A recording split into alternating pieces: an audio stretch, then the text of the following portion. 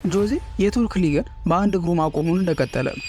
ሮብ ዕለት በተደረገው የጋላታሳራይና ፌነርባቼ ጨዋታ ላይ ጆዜ አወዛጋቢ ድርጊቱን ፈጽሟል።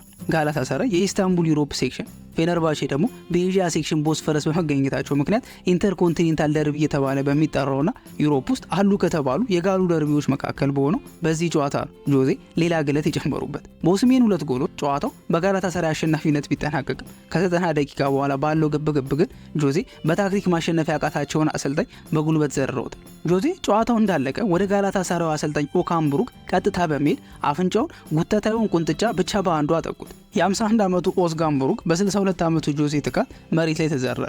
በእርግጥ ያደረገው ነገር ጥሩ አይደለም፣ ነገር ግን ማካበድ አልፈልግም፣ ቢግ ዲልም አይደለም። ከጨዋታ በኋላ መጨባበጥ ነበር የሚገባን በማለት ብሩክ ነገሮችን ለማብረድ ሞክሯል። እሱ ዝም ቢልም ግን የጋላታሳራይ ኤክስ ገጽ አድሚኖች ዝም አላሉ። በገጻቸው ጆዜ ላይ ሙድ የሚይዝ ካርቱን ሰርተው ለቀዋል።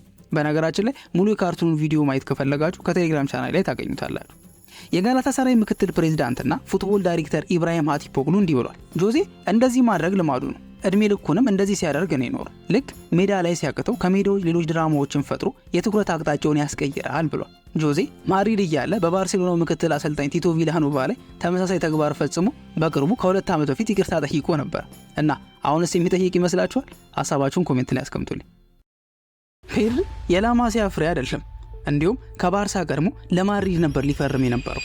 እኔ ከላማሲያ አይደለሁም፣ ነገር ግን ከህፃንነቴ ጀምሮ የባርሳ ልጅ ሆኜ ነው ያደግኩት ሲል ፔድሪ ባርሳ ከህፃንነቱ ጀምሮ ልብ ውስጥ ገብቶ የቀረ ቡድን መሆኑን ተናግሯል። አውቃለሁ ብዙ ተጫዋቾች የገቡበትን ቡድን ሁሉ ከልጅነታችን ጀምሮ የደገፍነው ክለብ ነው እያሉ እንደሚሰክሱ፣ የፔድሪ ግን የምር ነው። በሙሉ ስሙ ፔድሮ ጎንዛሌዝ ሎፔዝ በኖቬምበር 25 ቀን 2002 በስፔን ካናሪ አይስላንድስ ከሚባሉት ውስጥ በአንዱ ተወለደ። ከ3 ዓመቱ ጀምሮ ታዲያ በቴኑሪፍ አይስላንድ ውስጥ በምትገኘው ቴቬስቴ በምትባለው ከተማ ነበር ያደገው። የፔድሪ የትውልድ ቦታ ከስፔን በጣም የራቀ ነው። የራቀ ስላችሁ ከስፔን ይልቅ ለምዕራብ አፍሪካ ነበር የሚቀርበው። ካርታ ላይ ብንፈልጋት ራሱ ስፔን ያለችው እዚህ ጋር ሲሆን ቴቬስቴ ደግሞ እዚህ አካባቢ ነው። የፔድሪ ቤተሰቦች ታዲያ ቀንደኛ የባርሳ ደጋፊዎች ናቸው። ወላ የፔድሪ አያት በቴቬስቴ የባርሴሎና ደጋፊዎች ማህበር መስራችም ነበር። ፔድሪ በቤተሰቦቹ ምክንያት በባርሳ ፍቅርና ማንነት ተጠምቆ ነበር ያደገው። ለዚህ ነው ከልጅነቴ ጀምሮ የባርሳ ነበርኩ ሲል እንመነው እምላችሁ። ፔድሪ ከልጅነቱ ጀምሮ የኢኔሽታ አድናቂ ነበር። አጨዋወቱን በጣም ነው የሚወደው። ሲበዛ ስማርት ነው። ኢኔሽታ ፉትቦልን እንደ ጨዋታ ብቻ ሳይሆን እንደ አርት አድርጎ ነው የሚጫወተው ሲል ፔድሪ ለኢኔሽታ ያለውን አድናቆት ይገልጻል። ምንም እንኳን የኢኔሽታ አድናቂ ቢሆንም ፔድሪ የእግር ኳስ ሕይወቱን ግን በተከላካይነት ነበር የጀመረው።